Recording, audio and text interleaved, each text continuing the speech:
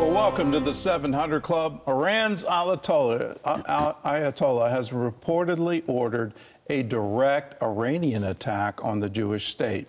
His threat comes in retaliation for the killing of a top Hamas leader on Iranian soil. Prime Minister Benjamin Netanyahu is warning that anyone who strikes Israel, quote, will exact a heavy price from any aggression on any front. Chris Mitchell reports on the growing concerns the conflict will escalate into a wider war. On Wednesday, the funeral procession of Hamas leader Ismail Haniyeh made its way through the streets of Tehran. While Israel has not claimed responsibility for his death, the New York Times reports Iran's Ayatollah Khamenei has ordered a direct strike on Israel in retaliation for the attack on Iranian soil. A senior Hamas leader said Haniyeh's death affects ongoing negotiations between the terror group and the Jewish state. There is no point in talking about ceasefire negotiations amid bloodshed and assassinations.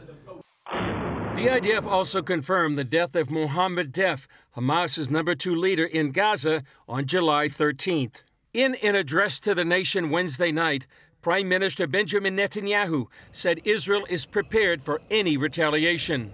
There are challenging days ahead of us. Since the attack in Beirut, threats have been heard from all sides. We are prepared for any scenario and will stand united and determined against any threat. Israel will exact a heavy price from any aggression against us on any front. He emphasized Iran is the power behind all the threats. Since the beginning of the war, I have conveyed that we are in a struggle against Iran's axis of evil. This is a war of existence against a stranglehold of terrorist armies and missiles that Iran wants to tighten around our necks. U.S. Secretary of Defense Lloyd Austin said America will stand by Israel in the event of an attack. If Israel is attacked, we certainly will help defend Israel. You saw us do that in April. You can expect to see us do that again. Middle East expert Avi Melamed expects a calculated retaliation by Iran. It will be, on the one hand, powerful and send a message, but on the other hand, will be very careful not to result in a dynamic that will actually result in an all-out war.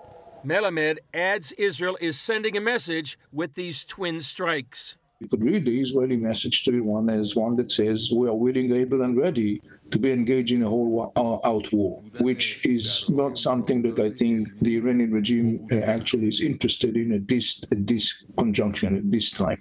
These latest crises come as Israel marks the 300th day since the October 7th attack. On the front page of the Jerusalem Post, it reads, in English and Hebrew, "Our hope is not yet lost." Chris Mitchell, CBN News, Jerusalem.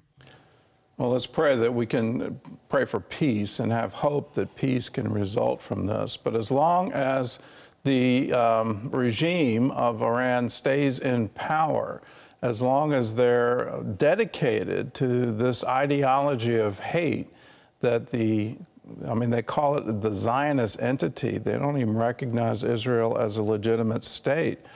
They want to wipe Israel off the map. They've said it for decades, and let us please really start believing it. Whether it's rocket attacks from Hezbollah, the October 7th massacre from Hamas in Gaza, all the provocations, all of it goes back to Iran, and it goes back to this ideology. As long as that stays in place, we're not going to see peace.